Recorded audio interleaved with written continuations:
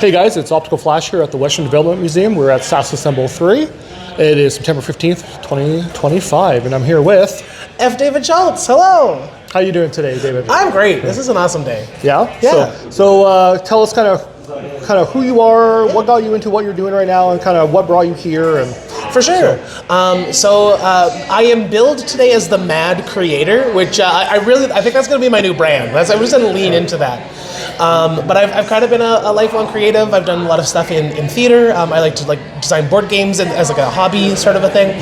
But the big thing that I'm here for today is my book Crown of Horns, which is I'll give a quick rundown. It's a political fantasy. Think like 1984 meets The Witcher, and it's about the rise of authoritarianism in a world inspired by the history and culture of Ukraine. Okay, and so how long did you take writing this book? 2 weeks. 2 weeks. Okay. Yeah. There's more to it than that. Do you have like a minute or so to go through that real quick? Yeah, absolutely. So the year was 2020, and a lot of things had changed there. Yep. Including my wife and I had to cancel our anniversary vacation for some pretty obvious reasons. Mm-hmm. So I had 2 weeks, and I had this idea that had been rattling around in my head for a very long time, and I was like, I'm going to try to write this thing. And I talked to Audra, my partner, and I was like, I'm going to try to write this thing, and in 2 weeks, can you do some illustrations for it? And so I wrote 50,000 words, and Audra did 2 illustrations, and I learned after that I have ADHD. So that sounded like a maddening 2 weeks almost. Yeah. Hence the Mad Creator. I think. How much did you sleep during those 2 weeks? Great question. I don't know. It's too long ago to remember. Too long to remember. So suppressed memory, probably. Yeah, exactly. Yeah. But since that point in time, I sort of let it sit for a while, and then there was a lot of refinement of the concepts, and basically over the last year, I published it in April, so for a year before that is really when I was, editing it, making it a whole lot better. I made it twice as long as that original draft, and kind of bring it to where it is. And then Audra, awesome person that she is, did over 40 illustrations for this book. So what kind of inspired you to start writing then? Sure. It actually, the first inspirations came around 2013, 2014.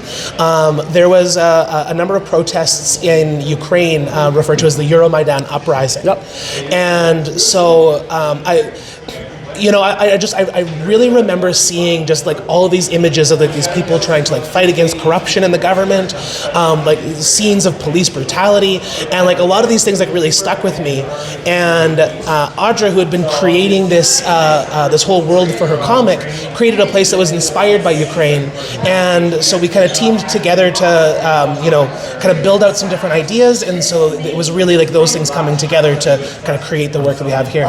So where can people find Crown of Thorns right now?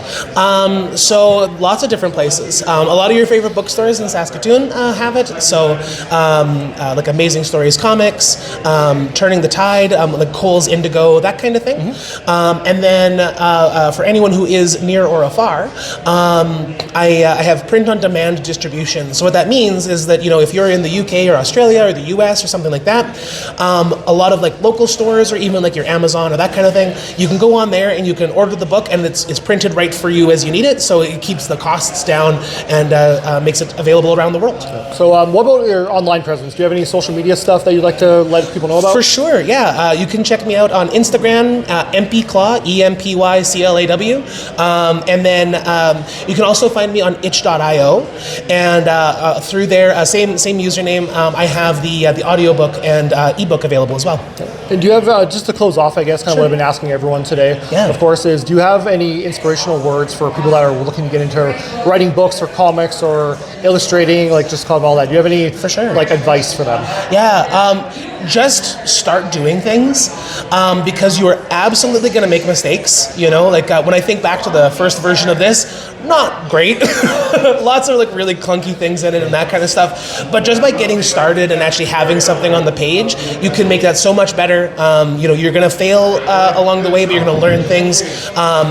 And the biggest thing is that if you start taking even just one little step you take one step every day and you start today, you're going to get way farther than if you wait a year and you take 100 steps in a day, right? Because you've already gotten 365 by the time you get there. So. Yeah, no, that's really good advice, actually. Yeah, thank you. Is there anything else that you'd like to add here before we close out? Have a lovely, awesome day, and also check out Audra Ballion art, the illustrator for this book. She's cool. Right. That's it. So we'll let Taz do a little zoom in here.